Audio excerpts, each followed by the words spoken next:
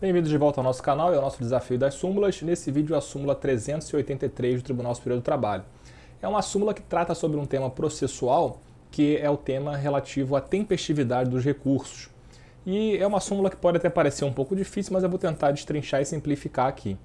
Antes de entrar na súmula em si, eu quero lembrar um princípio, que é o princípio que rege essa súmula, que é o princípio da primazia da decisão de mérito. Vou até colocar aqui na tela para nós. Primazia da decisão de mérito. Essa é a ideia que rege essa súmula, tá? Esse princípio ele vem positivado aqui no artigo 6º do Código de Processo Civil, né, que é aquele artigo que fala que todos devem cooperar entre si para que se obtenha num tempo razoável uma decisão de mérito justa e efetiva. Ou seja, a principiologia do CPC, ela vem no sentido de tentar fazer com que, sempre que possível nos processos, sejam superados defeitos formais em prol do julgamento de mérito. Então, o CPC 2015, cada vez mais, ele se aproxima do processo do trabalho, nesse particular, porque ele vem com essa ideia, então, de simplificação, né, de mais informalidade, uma maior informalidade, que são princípios que a gente sabe que sempre regeram o processo do trabalho. Então, isso aqui comprova que existe uma aproximação crescente do processo civil em relação ao processo do trabalho e vice-versa, do processo do trabalho também em relação ao processo civil, tá? Então, essa ideia de simplificação e de uma maior informalidade, tentar sempre que possível não ser formalista, compreender que a forma tem sempre um motivo de ser. Então, quando uma norma processual prevê um requisito formal, ela o faz não por capricho do legislador, ela o faz porque existe um objetivo ali por trás. E sempre que esse objetivo for atendido, a gente então tem que partir para julgar o mérito, né, em vez de simplesmente julgar extinto o processo ser extinto sem resolução de mérito, ou o recurso não ser conhecido, tá certo? Então é justamente o caso aqui. Perceba que o inciso 1º da súmula fala o seguinte: é inadmissível recurso firmado por advogado sem procuração juntada aos autos até o momento da sua interposição, salvo mandato tácito. Em caráter excepcional, artigo 104 do CPC 2015, admite-se que o advogado, independentemente de intimação, essa parte aqui é importante, exiba a procuração no prazo de 5 dias após a interposição do recurso, prorrogável por igual período mediante despacho do juiz. Caso não a exiba, caso o advogado não exiba a procuração, portanto, considera-se ineficaz o ato praticado e não se conhece do recurso. Muito bem, então aqui é a situação claramente em que o advogado interpõe um recurso sem que ele, advogado, tenha procuração. Nos autos, o advogado só pode atuar em juízo se tiver procuração. E é claro que fica ressalvada aqui a situação do mandato tácito. Mandato tácito é aquela situação em que o advogado comparece ao lado da parte, numa audiência, por exemplo, representa essa parte, pratica todos os atos em nome dessa parte. Esse advogado, portanto, tem um mandato tácito, né? E também pode ser o mandato chamado apud acta, que seria aquela procuração concedida na própria ata, né, em que o advogado pede para constar na ata de audiência que o cliente, né, o seu constituinte, concede todos os poderes da cláusula ad judicia, tá? Procuração apud acta e mandato tácito. Então, nesse caso, vai existir uma procuração, existe uma procuração, ainda que tácita, ainda que não tenha um documento ali escrito chamado procuração. O fato é, nesse caso, o advogado tem sim procuração nos autos, mesmo que não tenha um documento, a concessão de poderes foi feita pelo cliente, beleza? Bom, então a súmula trata da situação em que não existe essa procuração, tá? Seja a procuração expressa, o documento procuração, seja o mandato tácito. E aí a súmula menciona o artigo 104 do CPC, que eu vou mostrar aqui na sequência, e aí que é a situação em que o advogado pode interpor o recurso sem procuração. Só que se o advogado optar, então, por interpor o recurso sem procuração, ele não tem procuração expressa ou tácita nos autos, o advogado ele já sabe de antemão que ele tem que juntar a procuração, né? Então o advogado interpõe um recurso, mas ele sabe que está errado, porque não tem procuração nos autos. E aí é por isso que nesse caso, independentemente de intimação, como fala aqui o dispositivo, nesse caso, então, o advogado vai juntar a procuração no prazo de 5 dias após a interposição do recurso, e esse prazo pode ser prorrogado, eventualmente, caso necessidade, desde que haja um despacho do juiz autorizando isso. Percebe? Então, essa aqui é a situação. Tá? Então, o advogado vai lá, e espontaneamente, o advogado não tem que ser intimado nesse caso. E perceba, se nesse caso o advogado então não tem procuração, interpõe recurso e não junta a procuração no prazo de 5 dias após a interposição do recurso, esse recurso então ele vai ser considerado ineficaz, tá? Ineficaz, e o recurso não vai ser conhecido, não vai ser julgado o mérito do recurso. Perceba que aqui então não cabe intimar. Será que o Poder Judiciário, será que a Justiça, nesse caso, precisa intimar, né? Aqui minha caneta está dando uma falhada aqui.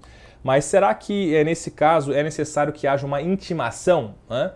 E o fato aqui não há necessidade de intimação, né? Porque, como eu falei, o advogado já sabe de antemão que ele, advogado, precisa juntar essa procuração, tá? E aí o recurso vai ser ineficaz. Antigamente se dizia que o recurso seria inexistente, né? E na verdade não é muito bem inexistente. Por quê? Porque eventualmente esse advogado que interpôs esse recurso, eventualmente esse advogado ele pode vir a ser responsabilizado por perdas e danos, né? E aí se considerou o seguinte, olha, como é que eu vou falar que esse recurso é inexistente se esse recurso pode gerar uma responsabilização do advogado por perdas e danos, né? Se o ato é inexistente, ele não pode gerar nenhum efeito, né? E é por isso que hoje o próprio Código e a súmula também mencionam aí que esse recurso vai ser ineficaz, ou seja, esse recurso não vai ter o efeito típico de recurso, não vai impedir, por exemplo, o trânsito em julgado, beleza? Mas ele pode gerar uma responsabilização do advogado sim, tá? Então esse é o inciso primeiro. O artigo 104 do CPC está aqui na tela, né? E basicamente interessa para nós o caput, que fala que o advogado não pode postular em juízo sem procuração, salvo para evitar preclusão, decadência ou prescrição. Esse é um ponto até interessante, porque o CPC 2015 aqui ele ampliou.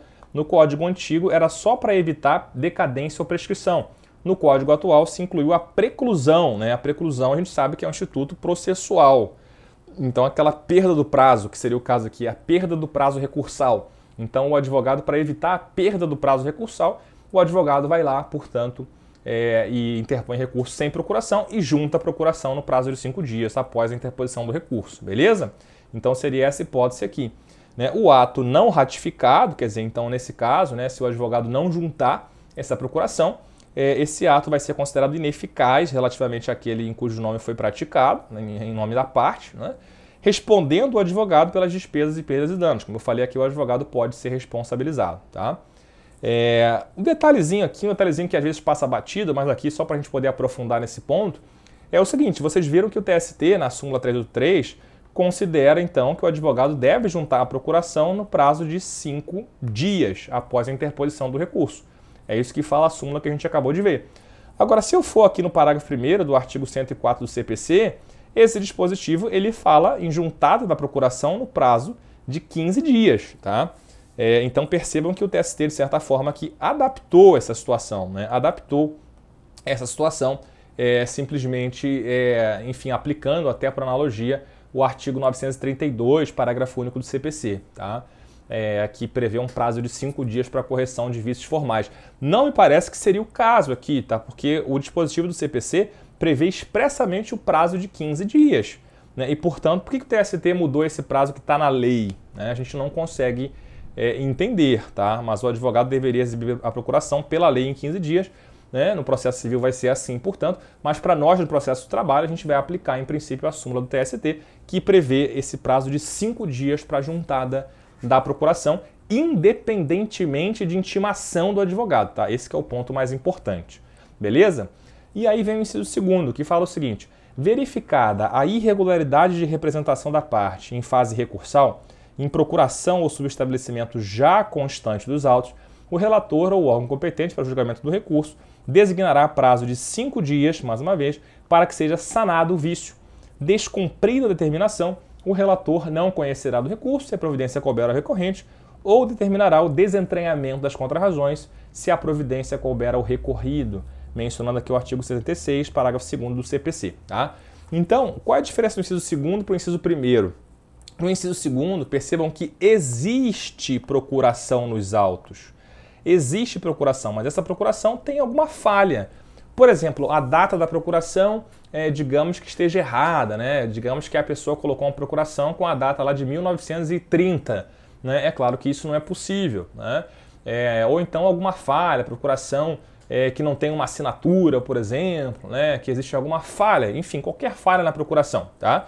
Então essa representação da parte está irregular, percebe? A representação sim está irregular, mas existe procuração.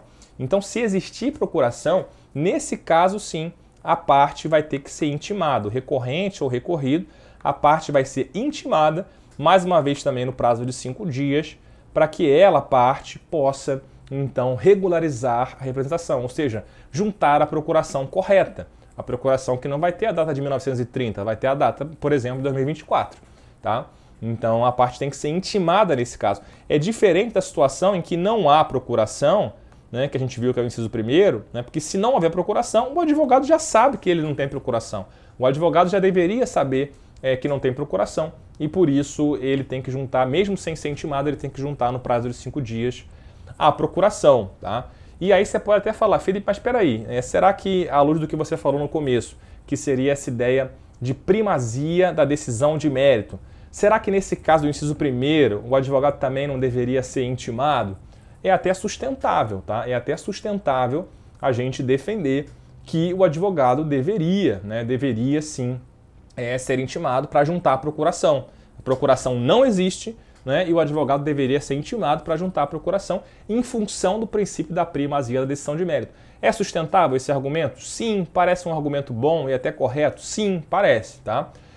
Porque percebam que a lei não fala aqui dessa questão da intimação, né? Aqui, na verdade, independentemente de caução, o advogado vai ter que exibir a procuração, mas não fala se o advogado vai ser intimado ou não, tá?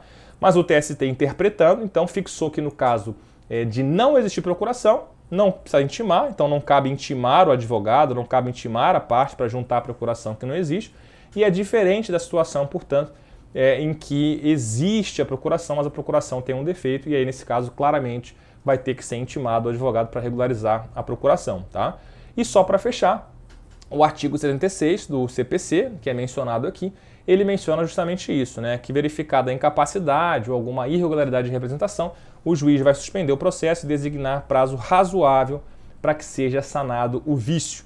Esse prazo razoável, na visão do TST, então vai ser o prazo de 5 dias, tá? Até por aplicação analógica do artigo 932, parágrafo único do próprio CPC, tá?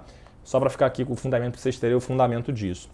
E aí o parágrafo 2º menciona, descumprida a determinação. Qual a determinação? Determinação de regularizar a representação, regularizar a procuração, né, em fase recursal perante o Tribunal de Justiça, Tribunal Regional Federal, né, eu diria Tribunal Regional do Trabalho também, claro, ou Tribunal Superior, o relator não vai conhecer do recurso se a providência couber ao recorrente, então a pessoa que interpôs o recurso, né, o advogado interpõe recurso e tem um vício na procuração, um erro na procuração. Então o relator vai lá, concede prazo, né, de 5 dias para que seja regularizado. Se o recorrente não regularizar, o que vai acontecer? Claro, o recurso não vai ser conhecido. O recurso foi interposto por um advogado que não tinha poderes, percebe? E na segunda situação, a situação de contrarrazões, né? Então, aqui no caso é aquela situação em que a providência, quer dizer, a regularização da procuração cabe ao recorrido, né? E aí, nesse caso, o recorrido não vai poder oferecer contrarrazões, percebe? Por que não? Porque a procuração do advogado que ofereceu as contrarrazões, a procuração contém algum vício. Maravilha? Então, esse é o regramento, né? Então, basicamente, a gente tem que lembrar de fazer a distinção, né? De acordo com a visão do TST, da súmula, né? Se a procuração não existe nos autos, então, nesse caso, o advogado vai lá, interpõe o recurso, mas o advogado já sabe de antemão que deve juntar a procuração e o advogado deve juntar no prazo de 5 dias. Se o advogado não junta, então, nesse caso, o recurso vai ser ineficaz, tá? E o advogado até pode ser responsabilizado por perdas e danos, eventualmente na esfera civil, por exemplo. Agora, se na outra situação, né, se o advogado ele simplesmente já tem procuração, mas a procuração tem algum vício, alguma falha, aí nesse caso, então, o tribunal, antes de não conhecer do recurso ou desentranhar as contrarrazões, o tribunal deve intimar, nesse caso, o advogado para que ele corrija o vício da procuração. E se não corrigir, aí sim é que o recurso não vai ser conhecido ou as contrarrazões vão ser desentranhadas. Maravilha, gente? Com isso fechamos aqui mais uma súmula. Se você está aqui comigo nesse vídeo, não deixe de se inscrever no canal, deixe um like, compartilha com alguém para que o algoritmo do YouTube entenda que o nosso vídeo, nosso projeto tem relevância e continue entregando isso para cada vez mais pessoas, tá bom? Muito obrigado pela parceria de sempre, um abraço, valeu!